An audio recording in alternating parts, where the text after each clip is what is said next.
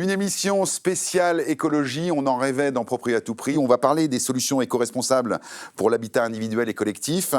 Sont déjà en place. Julien, la région Haute-Savoie est à l'honneur avec toi. Hein. Voilà, tout à fait. Lac d'Annecy, Haute-Savoie, Pays de Savoie. Pays de Savoie. Voilà, bon. je suis ravi d'être là. Est-ce que l'écologie a une place importante en Haute-Savoie ?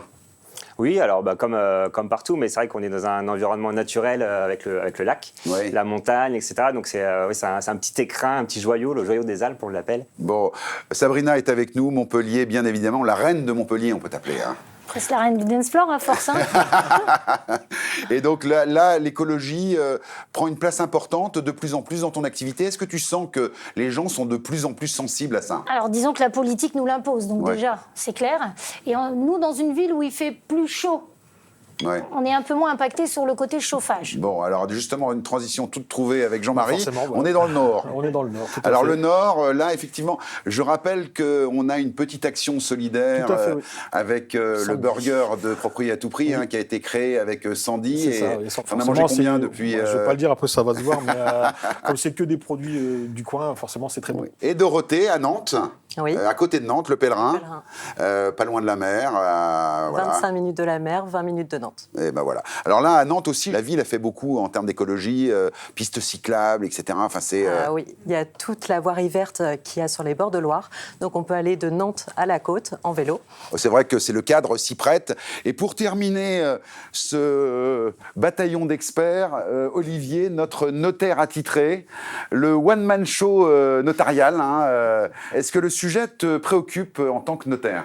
Oui, on le pratique quotidiennement et les notaires eux-mêmes sont engagés sur le sujet puisqu'ils passent progressivement au zéro papier. Au zéro papier, exactement. Alors on parlera de DPE, c'est souvent un sujet important dans les actes notariés. Oui, il est devenu central. Bon, merci Olivier, on revient vers toi dans l'émission. Mais pour commencer, un petit micro-trottoir assez sympathique puisqu'on a été vous demander si vous saviez ce que c'était qu'un DPE.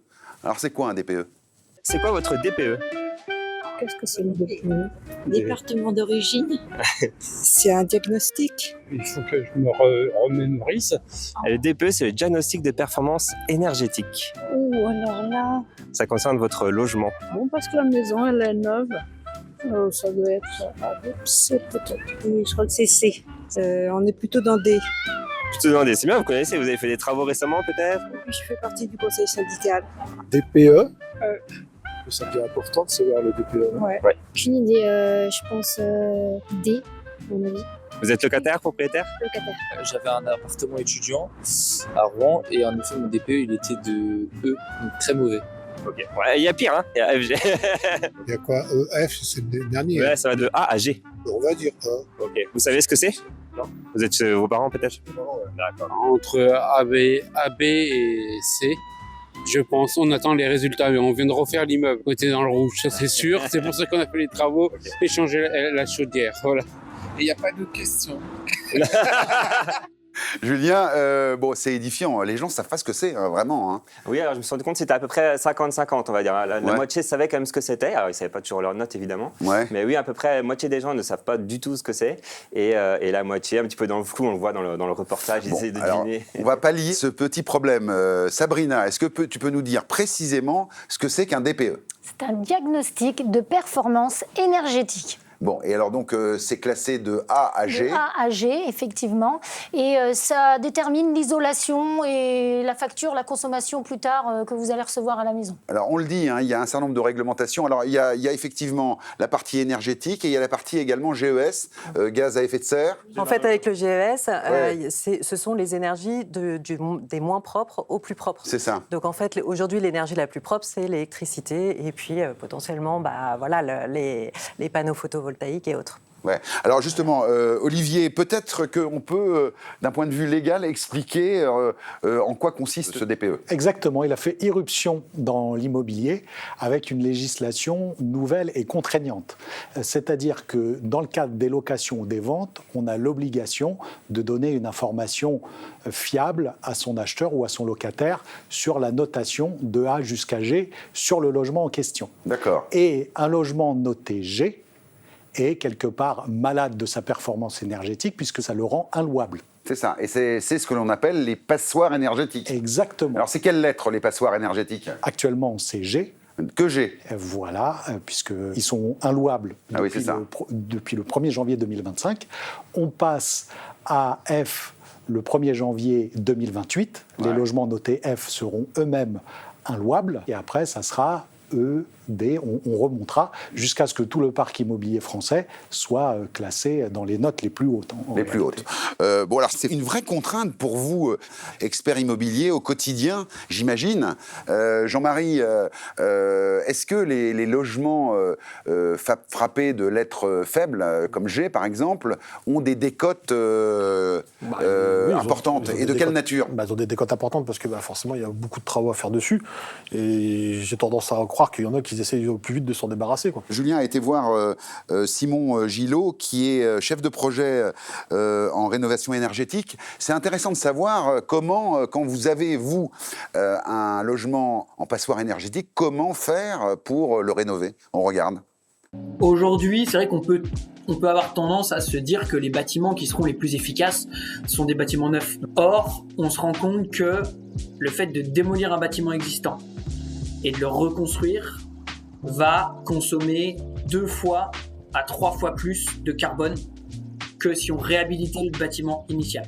Il y a plusieurs leviers pour rendre un bâtiment plus écologique. Donc peu importe l'énergie qu'il va utiliser, que ce soit de l'électricité, du fioul ou du gaz, lorsqu'on va améliorer son enveloppe ou ses systèmes, on va de fait améliorer sa consommation. On a un deuxième levier par rapport à l'amélioration du bâtiment, ce qu'on va appeler la décarbonation. C'est-à-dire qu'on va changer son énergie, par exemple de production de chauffage, de production d'eau chaude sanitaire, pour justement des énergies décarbonées. Donc ça peut être des énergies renouvelables, production avec du bois, donc on va appeler la biomasse, ou on va avoir aussi des productions électriques mais thermodynamiques avec de la géothermie, des pompes à chaleur RO, ce type de système. Et un troisième levier, ça va être l'utilisation de matériaux biosourcés lors du chantier. C'est-à-dire qu'on va plutôt choisir des matériaux qui vont avoir une faible empreinte carbone directement sur le chantier ou même dans l'utilisation des matériaux. Au niveau des fenêtres, on va plutôt utiliser des matériaux type bois plutôt que PVC. Au même niveau de l'isolation, plutôt de la fibre de bois, par exemple, plutôt que du polystyrène. Voilà, on y voit plus clair, Julien, merci. Il a été très précis. Alors, on voit les énergies nouvelles, la biomasse. Il y a beaucoup de solutions, en fait. Il y a énormément de solutions. Le spectre est très large. Et c'est ce que j'aime bien aussi avec Simon, c'est qu'en fait, il a une vision très, très globale de la chose. C'est pas juste on va mettre de l'isolation. Il y a vraiment tous les aspects, énergétique, isolation. Et même donc, quand il parle de coût carbone, c'est un coût sur tout le cycle de vie de la construction, et c'est ça. Sur plusieurs dizaines d'années. Donc c'est pas juste la construction, c'est pas juste la consommation. Il le dit, ça coûte plus cher finalement de démolir et de reconstruire en A que de rénover le parc existant. Et ça, c'est une bonne nouvelle pour les propriétaires, Dorothée. Eh ben moi, par exemple, dans ma commune, j'ai beaucoup plus de gens qui réhabilitent parce qu'il y a beaucoup de vieilles maisons en pierre plutôt que des maisons récentes. Donc, du coup, il y a tout un système et tout un process qu'il faut connaître, en effet. On ne peut pas se lancer dans une isolation comme ça. Alors, dans le Nord, Jean-Marie, il fait froid. Pas toujours, c'est non, mais il fait froid, il fait chaud aussi. C'est ça, il fait froid, il fait chaud quand même. Bon, mais alors justement, comme on regarde les régions, est-ce que effectivement dans le Nord, la préoccupation des économies d'énergie, tu le sens au quotidien? Oui, parce qu'on a de plus en plus de demandes au niveau aussi des aides et tout ça. Donc nous, on a aussi beaucoup de vieilles maisons qu'il faut refaire parce que nous, on a les anciens corons qu'on appelle ça, où forcément, c'était pas isolé du tout à la base et il faut tout refaire ce système-là. Et après, nous, on habite aussi dans des zones aussi, des fois, zones appelées naturelles, donc aussi où il faut faire attention à ce qu'on fait, quoi. Ah oui. Alors justement, à Montpellier, alors il fait chaud là à Montpellier. Alors voilà, nous on a un autre concept, c'est qu'on voit arriver les toits végétaux. Ah oui, c'est ça. Donc ça, effectivement, c'est écologique, mais on cherche à réduire la chaleur, nous. C'est ça, c'est l'inverse. Un petit peu différent. Qu'est-ce qui coûte aussi beaucoup d'énergie? Coûte aussi cher. La climatisation. Bah oui, la climatisation et pour la pollution également, quoi. Voilà. Alors quand le logement est bien isolé, ça marche dans les deux sens finalement. C'est-à-dire qu'on garde la chaleur l'hiver et on conserve du frais l'été. Ce que je propose, Dorothée a été voir Mathieu, qui est thermicien, et c'est très intéressant ce reportage parce qu'il nous donne toutes les erreurs à ne pas commettre quand on rénove son logement. Regardez. Quelle erreur classique tu rencontres chez les gens qui se lancent dans des travaux d'isolation? Quand on rénove une maison des années 50 à 70, en faisant l'isolation de murs et en changeant les fenêtres, on rend la maison un peu plus étanche. Et donc si on ne traite pas la ventilation, on aura des apparitions de moisissures qui pourront nuire à la santé des habitants et détériorer le bâti. La deuxième, ce serait de remplacer son système de chauffage dans une maison qui n'est pas isolée. Par exemple, quand on installe une pompe à chaleur dans une passoire thermique, cela peut provoquer des surconsommations d'électricité. Et enfin, la troisième, lorsque l'on isole ses rampants ou combles perdus avec des isolants non adaptés, des isolants trop légers comme des isolants minces ou issus de la pétrochimie, on aura un très mauvais confort d'été. Donc c'est important d'avoir des isolants qui aient un déphasage assez important avec des l'inertie comme des isolants biosourcés. Effectivement, les erreurs à ne pas commettre. Mais alors, on va parler franc entre nous. Est-ce que les gens, quand on parle de rénovation énergétique, ils pensent plus à leur portefeuille ou ils pensent plus à la planète? Souvent, ça va être le portefeuille qui va. On est clair. C'est un coût quand même. On nous demande de faire plein de choses, mais il faut avoir les moyens aussi d'avoir cette fameuse maison écologique. Et oui, c'est ça. Après, c'est un état d'esprit. Il y a les gens qui sont vraiment faits pour l'écologie. Bon, alors moi, j'ai une astuce grâce à Jean-Marie pour que ça coûte pas cher de tondre la pelouse. Regardez. Alors Bruno, on est avec Salomon et on a une petite alternative à la tondeuse à essence ou électrique. Je te laisse présenter, Salomon. Oui, tout à fait. Bonjour Bruno, donc voici les moutons et les biquettes. Donc elles tondent à la place des tondeuses et les machines mécaniques. Donc c'est à la fois écologique et économique. Il faut compter entre 10 centimes et 80 centimes par mètre carré. Voilà, donc toujours moins cher qu'une grosse société qui passe avec sa grosse tondeuse et qui pollue un petit peu. Et puis c'est le plaisir de voir les bêtes pâturer dans son jardin. Un jardin de 100 mètres carrés, il faut compter une petite semaine. Ils n'ont pas de syndicat, c'est ça les moutons? Non, ils n'ont pas de syndicat. Recrutés sur CV seulement. Je recrute sur CV et c'est moi qui fais le syndicat. D'accord, bon, du coup il n'y a aucun problème.